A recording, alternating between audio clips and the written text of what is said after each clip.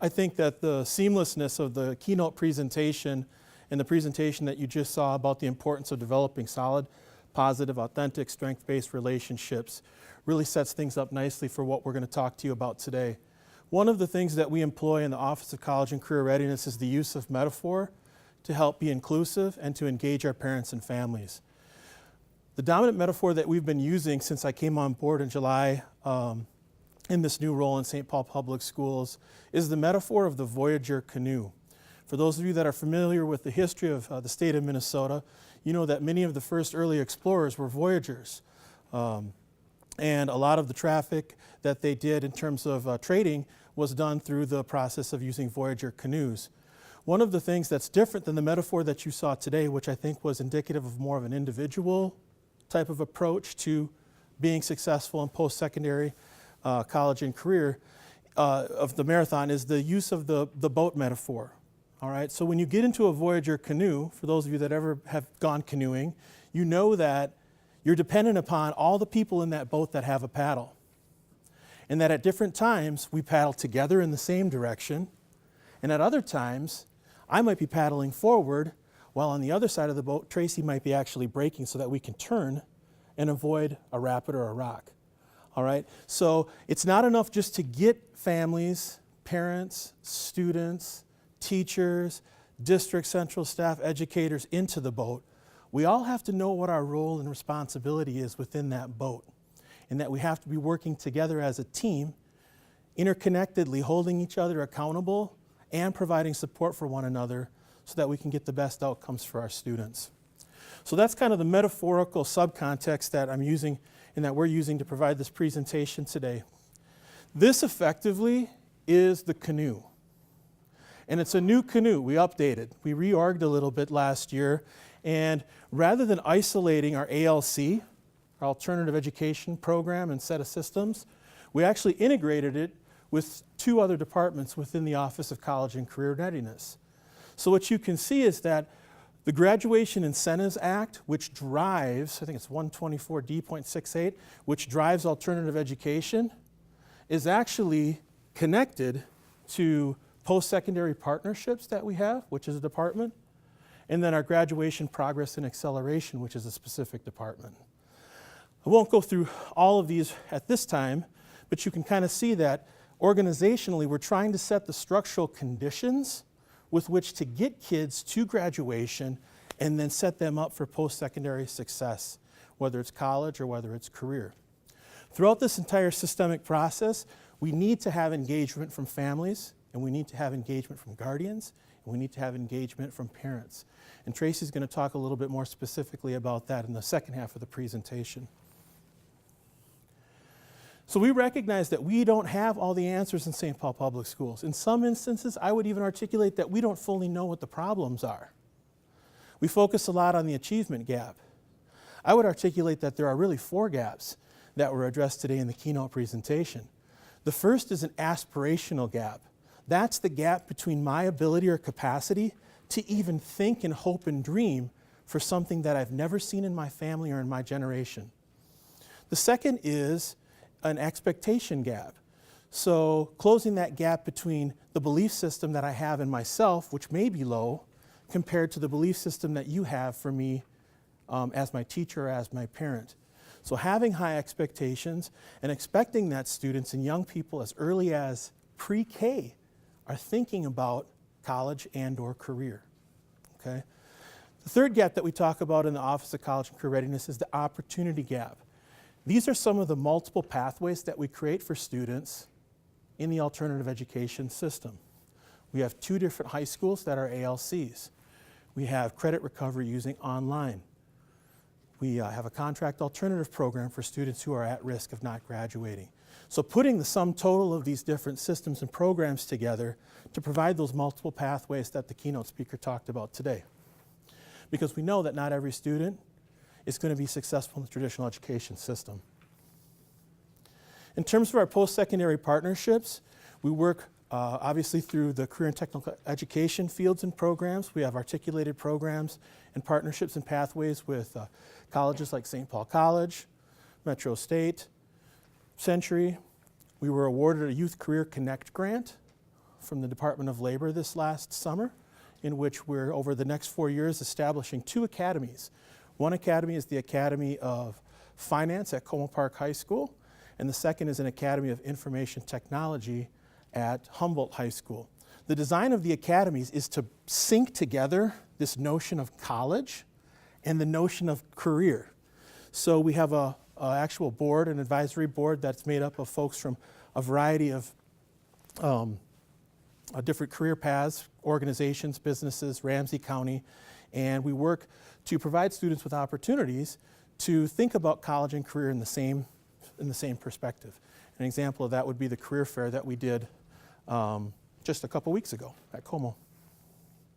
I know that one question that was raised by, I believe it's Mr. Davney in the audience, was this notion of concurrent or dual credit enrollment. We're working to increase the number of students who can access PSEO, and actually the new legislation that came out this last year, with great thanks to the Minsky system and Karen Heineck, was that students who participate in the Gateway to College program actually, if you apply, can have an opportunity to earn post-secondary credits, or credits at a local college.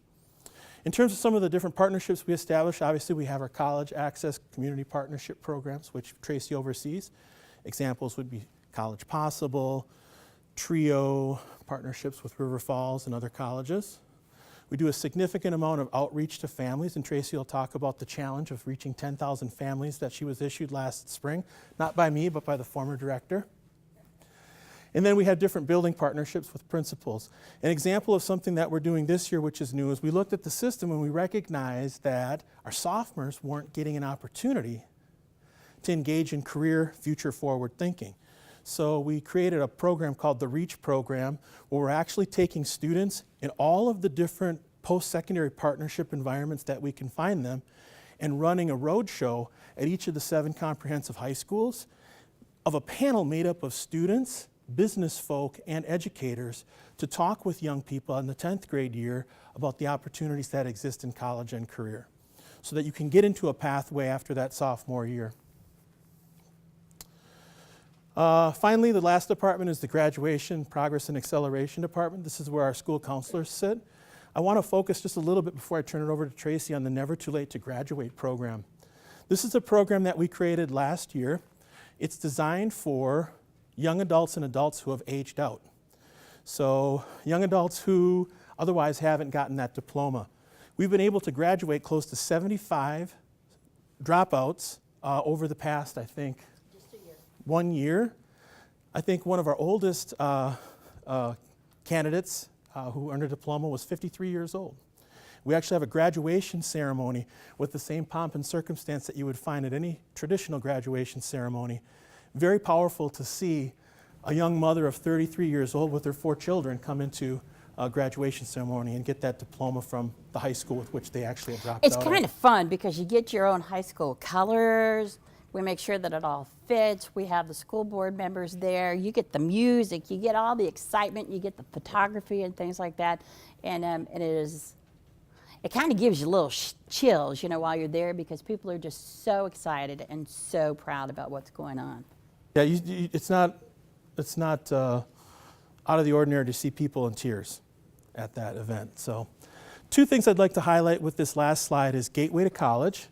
So we're in a partnership with St. Paul College, where we're providing 16 to 20-year-old students with an opportunity to recover credits. Okay, so this is actually a new ALC that we've created.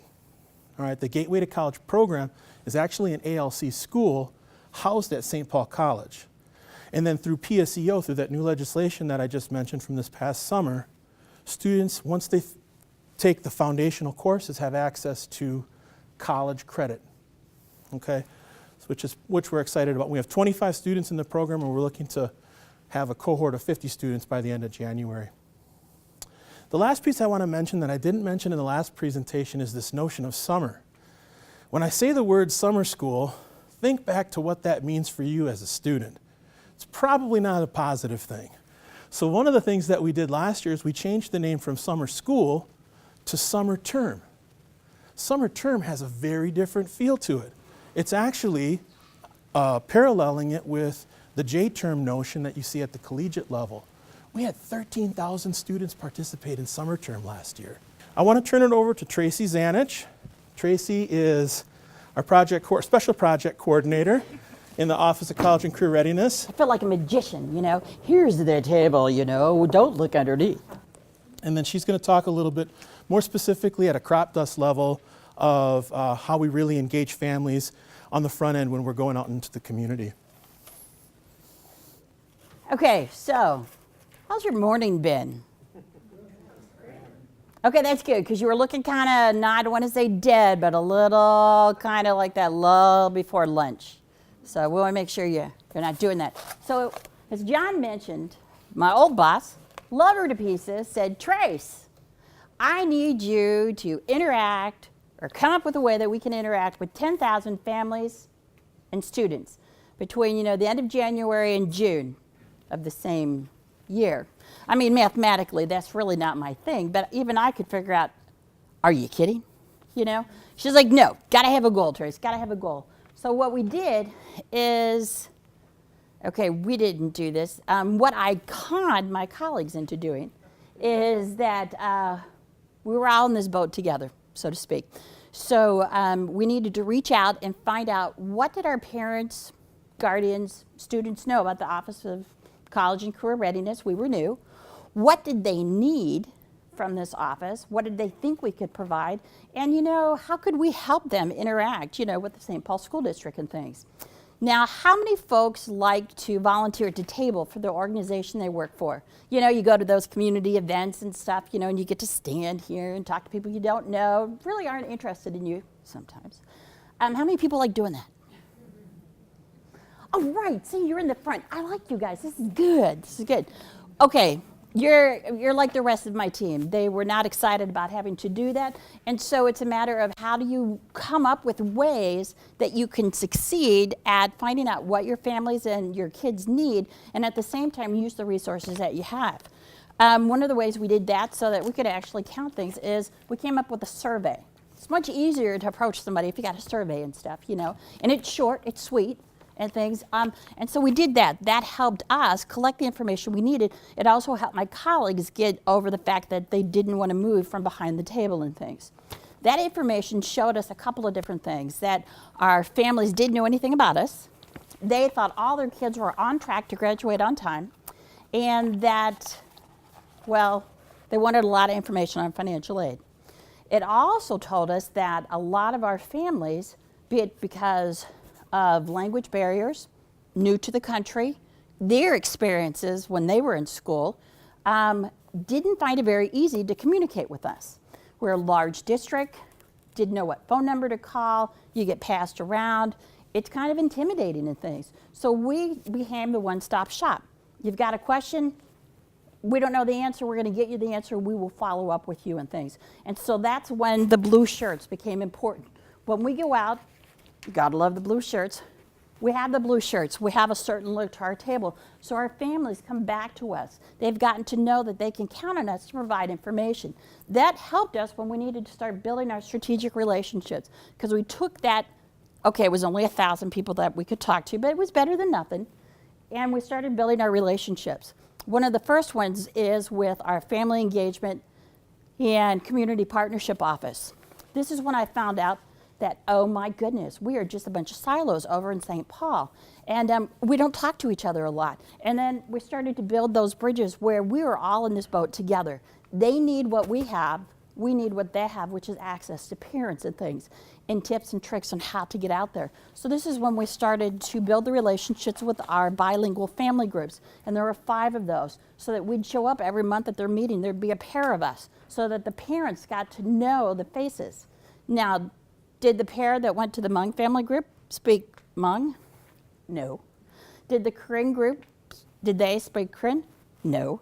But the more you see, the more the parents were willing to make that initial contact, or my colleagues and stuff were willing to kind of put it out there that they were practicing their hellos and thank yous in a different language, so they'd be able to ask the interpreter to help them out, communicate and things. So it was kind of a learning experience for everybody with that. And they got to, the big thing is they got to see a face, and we weren't just a district anymore. So that was important, because what we wanted to do, well, we wanted to convince them that they could use some of the information that we had. So as we're building our relationships, we also noticed that a lot of our families definitely wanted their kids to go on to post-secondary education, get a credential, college, whatever, but they didn't always know how to do that.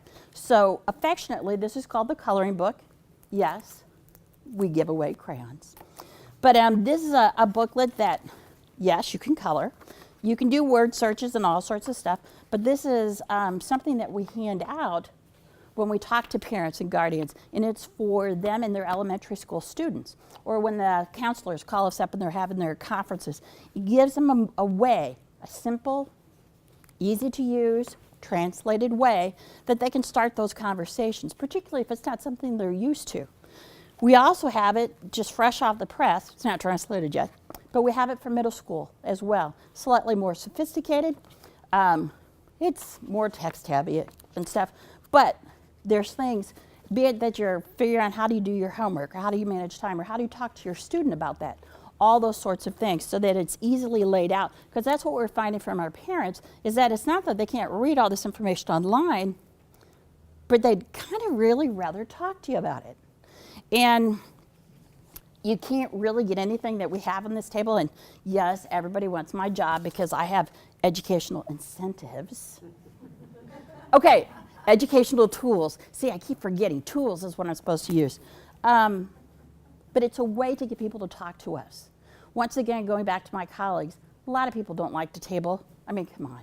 It's kind of, you got to put yourself out there. But you really need to be on the other side. But we need to deal with our colleagues that can't do that. So, the wheel. The wheel has two purposes. One, who doesn't want to find out what the heck that noise is about? And if I'm the person that I really don't want to be on the front side of the table, I'm very comfortable talking to this little person here or to a parent, and all I have to do is ask them a pre-programmed question and things like that. And then as you're chatting, you talk to them about this, they get to pick whatever it is that they want. That's all career related, but it helps the parent because they want to know what's going on here. Maybe they might not stop, and it helps my colleagues because they've got something to do. So we practice all of this so that everybody gets used to it, because if we're not comfortable being the person either behind the table, or I'm usually in front of the table because I like to walk around, the parents aren't going to come up to us and the kids aren't going to do that.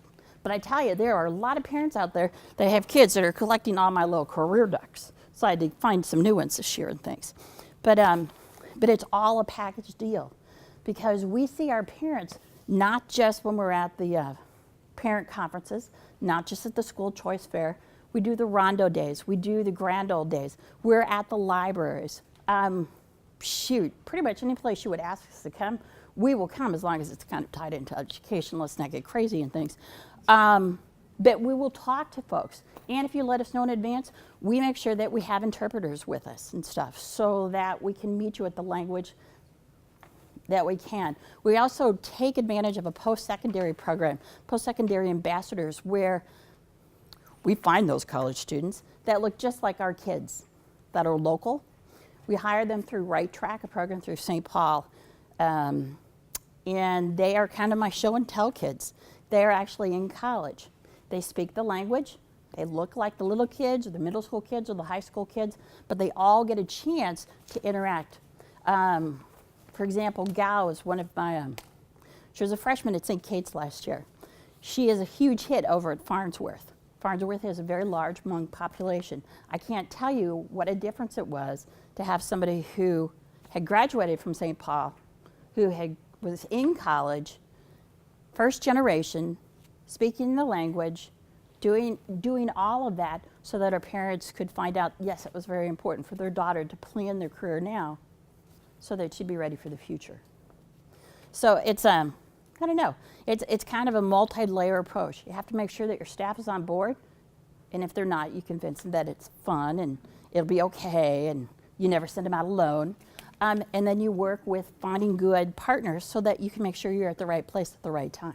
Last year we did 60 events. That was a lot of work. And to be honest, it is not the biggest part of my job, and it is really not part of the job of my colleagues. So I come up with the simplest, easiest way to get them out the door and back. I never send them alone, kind of like that college thing, you never leave a girlfriend behind. I never send anybody out alone because Well, you know, there's comfort knowing that you don't actually have to be the person on that side. It's all in a kit for you, so it comes very easy. All you got to do, your directions are here, your map is here, all your contact information, so that it is as easy and seamless as possible for them to go out and do that, because that was a lot of events. That was a lot of good PR. But people got used to seeing the blue shirts. They got used to hearing about the wheel. And more importantly, we had kids go get their parents because, Mom, I want to do this, but they won't give me one, you know, because I'm just, I'm not made of money and stuff, but if you want this, then you got to bring your parent back. And then we have the conversation. So, Can you talk just a little bit about the life game that that was developed at the schools how many people have played the game of life?